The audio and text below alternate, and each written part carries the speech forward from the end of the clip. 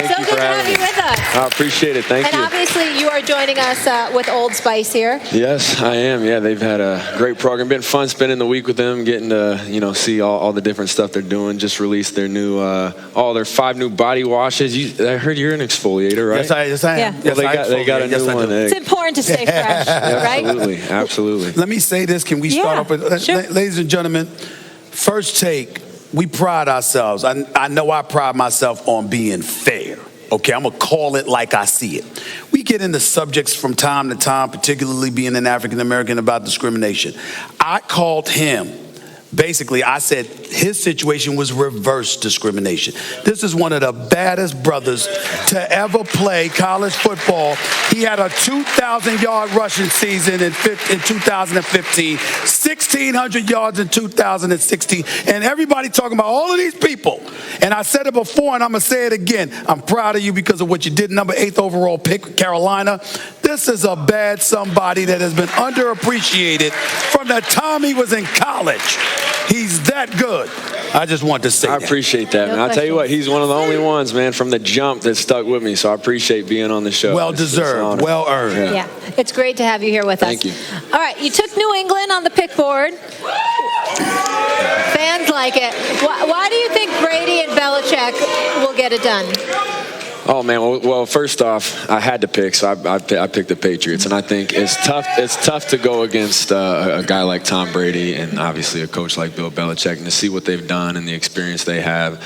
And I think it's going to be a competitive football game, though. I think honestly it could go either way. You got a powerful, hungry team in the Rams, obviously, and then you got the guys who have been there, done that in the past. So I'm excited to watch it. I think it'll be a very competitive game. Let me get into the Carolina Panthers, because obviously y'all didn't make the playoffs. And I want to know, obviously you had a 1,000-yard season. Your Lord knows how many receptions you had, for crying out loud. And I think I'm looking at it from this perspective. Was it really about Cam Newton getting hurt against the Pittsburgh Steelers when T.J. Watt hit him and y'all were never the same? Or was there something else going on that derailed y'all prospects? Well, I think when you talk about football, I think individuals get way too much blame and way too much credit. Okay. And I think it's the most team game in the world. There's 22 moving parts, on the field at once. And as much as you would like to say that it was this one thing or this one thing, when you go back and look at the tape, there's 1,000 different things that if they went one way or the other, we're in every single football game. Rarely do you see teams get blown out. Maybe a couple times a year, each team has a fallout here or there, but we're within 6 points of 5 or 6 games in that season where it had nothing to do with Cam's shoulder, where if this happened, if I made a play here, someone else made a play there, we win the football game. And that just kind of goes to show you how tough it is to win in this league, and it really is any given Sunday league. Yep, but obviously Cam did just have the shoulder surgery. How concerned are you about his health to start the season off? I'm not concerned. I think he's a heck of a warrior. I mean, you watch all the stuff he does, diving for the pylon.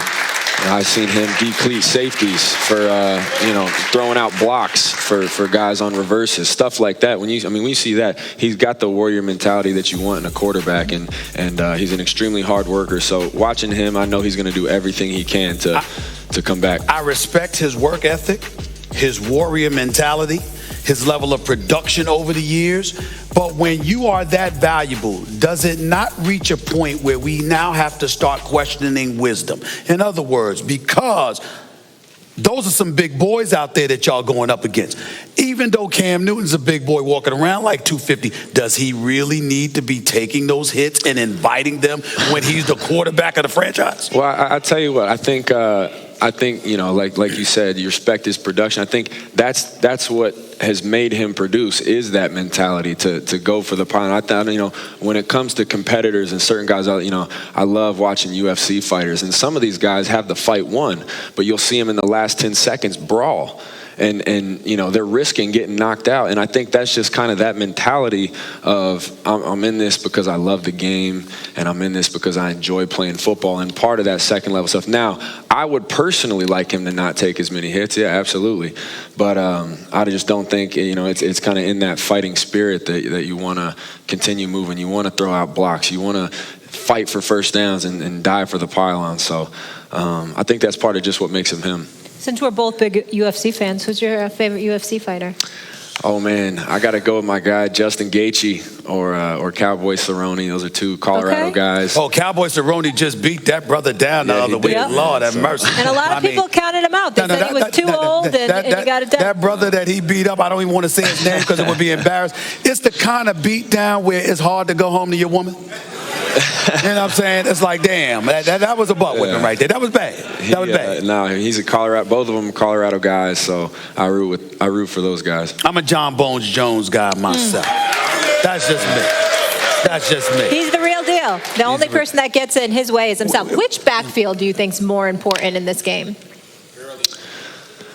Well, I think when you look at New England's backfield, it's tough to stop. I mean, they have a monster in all of them, and they're so unique in what they can do and how they pick apart them. I also think, with LA, obviously I played with CJ for a little bit this season, and to see what Gurley's done, and I think, I don't know what his health situation is, but I know that when he's healthy, he's one of the best that I've seen. So I think they're both extremely important. I think developing a run game against both these defenses is extremely important. Believe it or not, despite the fact that CJ has played well and Todd Gurley is Todd Gurley, despite rushing for 10 yards on 4 carries in the NFC Championship game, I'm shocked that you didn't jump at pointing out New England from this perspective. It's not just about Sony Michel running the football. James White been catching passes out of the backfield, and there's very few people that does that in the NFL better than you. So I am surprised that you didn't mention that as being a decisive advantage for New England. Well, that's what I mean when I say monster in all of them. You got Sony, who obviously has done what he's done. James White, Rex Burkhead, all these different guys. You watch James White run routes out of the backfield. That's a guy I've studied every single one of his routes, and just to see how he sits in zones and to see how Tom gets rid of the ball like that, every single time. It's almost like it's I don't want to say easy because it's not, but they've repped it so many times that it looks very repetitive almost. It's fun to watch. What can Carolina learn from the New England Patriots? I think we learn a lot. I think we're obviously we got a really young team right now. We got a lot of unbelievable veterans, but we also have some young guys, like myself, who can learn a lot. And I think we try to pick apart things from every single team. I don't want to say we try to mimic New England, but obviously with the success they've had, there is a lot to mimic. I think the poise under pressure is something that is admirable. When they're down, they don't panic. They stick to the game plan. They stick to the script, and you've seen that work out for them in the past. I feel like the running back position was devalued for a bit in the league, and that seems like it's no longer the case, and teams are realizing it's still, the ground and pound that gets it done in the end. And there's so many good backs in the league, including yourself. Who do you think is the best right now in the NFL?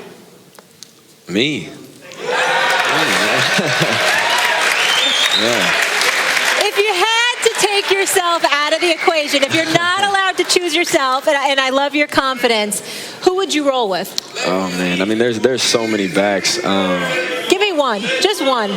I think somebody I've watched, and this is a big statement. Obviously, I've seen tape on every single back. I try to pick apart everything. Watching Saquon play has been special. He's a special athlete, so I think he can be in this league for a long time, and just to see what he does, his balance, the ability to catch the ball out of the backfield, the ability to run any way you want to run has been fun to watch. Yeah, he just got Rookie of the Year, which is a major deal. What will decide this outcome of this Super Bowl 53? What's the one key thing that will decide who the victor is? I think the offensive and the defensive line is going to be the most important thing to watch. I think those guys don't give enough credit at all, and they don't. Obviously, I think when you can dictate an efficient run game and with an offensive line, and your backs can get in a rhythm, I think that changes the entire game. It'll let Tom be able to step back and make different reads. It'll let a guy like Jared Goff play as loosely as he can play. And obviously we've seen that happen this year. When he's hot, it's pretty hard to stop. So I think it starts up front. There was a good chance that the Rams wouldn't have been in the Super Bowl, and it could have been your rival, the Saints. It's true, yeah. Could have been. What did you think of that whole situation with the no call and the rule that the NFL has that you can't review that final play within the last 2 minutes? Yeah, I've obviously everybody kind of feels the same way when you watch the play. It was pretty blatant. kind of at a loss for words that I didn't see a flag there. But honestly, it is what it is, and you know, I hope they both lose. So You're being very diplomatic. You don't care. Christian, thank you so much for being with us. problem. Honor to have you. Appreciate you having me. Thank you.